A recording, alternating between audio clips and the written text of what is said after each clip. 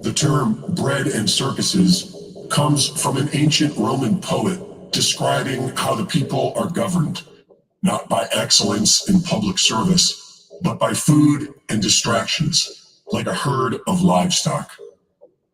Today's circuses can be found on Twitter, a reflection of the human herd's short attention span. Meaningless distractions to keep everyone calm while their food supply is being destroyed. While fools joke about Biden doing a horrible job, his administration is doing such an efficient job of destroying America that anyone running in 2024, if there is an election, will have to run on the Build Back Better platform. Starvation has been used as a weapon of destruction for years. In just a 2-year period, Stalin's government over 3 million people in Ukraine by simply pulling the strings of bureaucracy, sanctions. The Ethiopian counterinsurgency burned crops and food stores, airlift food markets, and restricted trade. They then began a resettlement plan that leased 80,000 people with further starvation. The U.S. State Department over 500,000 women and children in Iraq with starvation by sanctions. And this is exactly what is happening in America today. The Biden administration sanctions against Russia are only succeeding at more innocent people all over the world by dramatically cutting down the worldwide food supply. There is already a significant wheat, fuel, and fertilizer shortage, which is obviously going to affect everything else, starting with fresh produce and livestock.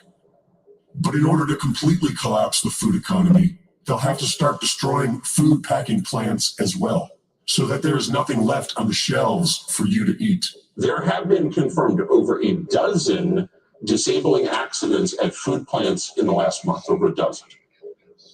Absolutely, and we're talking about some really significant plants. The Taylor Farms facility in Salinas, California was completely destroyed by a fire last week. We've had 2 major potato processing plants in Belfast, Maine and Warden, Washington that were completely gutted, which is happening at a time where we already have a potato shortage globally. You were talking about the onion supply at that Rio Fresh, but it's not just produce plants. Last month, there was a fire that took out a Nestle food plant out in Jonesboro, Arkansas, and that's impacting frozen food brands like Hot Pockets or Stouffer's, which maybe you might buy if you can't get fresh food from a warehouse. But those still satiated with their bread and circuses are soon going to start getting hungry. And it's because America is under siege, being destroyed from within by a corrupt government, while the people seek fairness on Twitter. In the 1990s, Monsanto Corporation's devastating attack against farmers, their genetically modified frankenfoods, and their neurotoxic pesticides inspired people to push government into legislating certification standards for foods. But thanks to Big Pharma, Bill Gates, and pop culture media, Monsanto still stands strong and is ready to take complete control of your food supply with the help of the same powerful families and foundations who already control the money and the energy. Their plans to do so are comprehensively laid out in a recent report published at Corey Diggs. The indoor vertical farming industry, which is a highly innovative and efficient method, is being funded by Bill Gates and pushed by the World Economic Forum as a replacement to conventional outdoor farming. AeroFarms is the industry leader in vertical farming, and they also co-developed the first CRISPR gene-edited produce product and worked with the NIH to produce proteins. AeroFarms makes it clear that they are not conventional gardeners. They are all about synthetic food products, which is clearly the trend in this growing industry.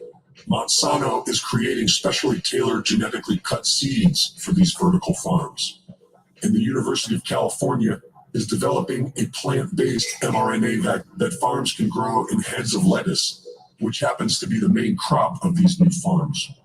These GMO farms already provide food at major outlets, including Kroger, Walmart, and Whole Foods, and are massively expanding. And it's not only fresh produce that's getting genetically modified. The USDA and FDA have already approved genetic modifications on pigs, salmon, and cattle, and they have approved synthetic lab-grown meat. Bill Gates's Good Food Institute plans to reimagine meat production with $10 million of support from the USDA. But in order to make their big pharma food supply the new American model, they will need a major crisis. The 2020 lockdowns distressed the supply chain, which was further affected by US sanctions. This has created a food shortage crisis. Add to that, over a dozen food processing plants have mysteriously been destroyed in the past several weeks, as well as major fertilizer plants during a major fertilizer crisis. To make matters worse, Union Pacific Railroad forces a 20% reduction in shipments from the world's largest fertilizer company. And when the people demand a solution, as it turns out, Bill Gates is heavily invested in alternative fertilizers and is also a chief stockholder of the Canadian National Railway, who claims to be helping the fertilizer market grow. Perhaps Bill Gates and Monsanto will volunteer to save everyone with their new edited bacteria fertilizer. And maybe it will backfire like it did in Africa, when after 15 years of trying to help, all Gates and Monsanto accomplished was increasing starvation by 31%. But that's okay, because it's Monsanto Bear to the rescue with their big pharma food factories, with brand new mRNA-seed lettuce. And as if this wasn't bad enough, the stated goal of this new frankenfood industry is to make all food traceable, and that means coating it all in nanotech. Who controls the food supply controls the people. Who controls the energy can control whole continents. Who controls money can control the world. The most effective control technique deployed by the American media is to distract the audience. This is very easy to do because everyone takes the bait. But today's distractions are threatening our very lives. While people are busy discussing their opinions on he said, she said nonsense from Hollywood stars and celebrating the fact that one of the billionaires who made hundreds of millions just bought Twitter, the banker's agenda continues to move forward unobstructed. The World Economic Forum has made their intentions clear. You will own nothing and like it. And the best way to accomplish this is through with occasional breaks for good behavior. Shanghai is now building cages around entire apartment buildings to keep people from escaping. An entire new method of government. America's version will be so much more cozy. World nations are beginning to adopt the carbon tax and cutting off the fuel supply while announcing massive fuel shortages. In America, Gavin Newsom is leading the way by cutting off the water and power to Californians after years of creating the problem by turning off production. While facing a massive fertilizer shortage, Bill Gates owns the majority of farmland and wants you to eat nothing but genetically modified synthetic food products. And he marches forward, and while we face an immediate shortage of fresh foods and staple items, over a dozen food processing plants have been destroyed in recent weeks. It may not be possible to see the entire picture from the level where we are at, but they are going to shut us down again. The very systems of government we believed were put in place to serve us by billionaires and banks while they maximize their own profits. That much is clear. And as far as the ones perpetrating this human liquidation, what they can clearly see is that we will obey.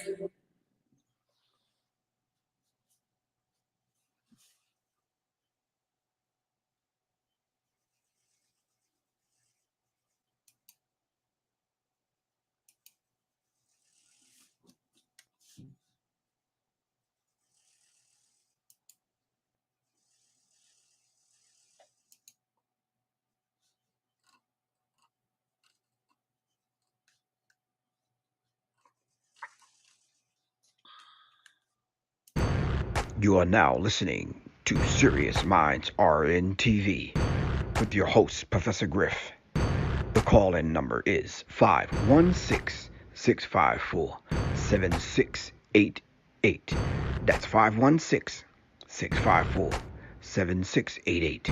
This is Professor Griff, and this is Serious Minds, RNTV. Serious Minds for Serious Minds. Seriously.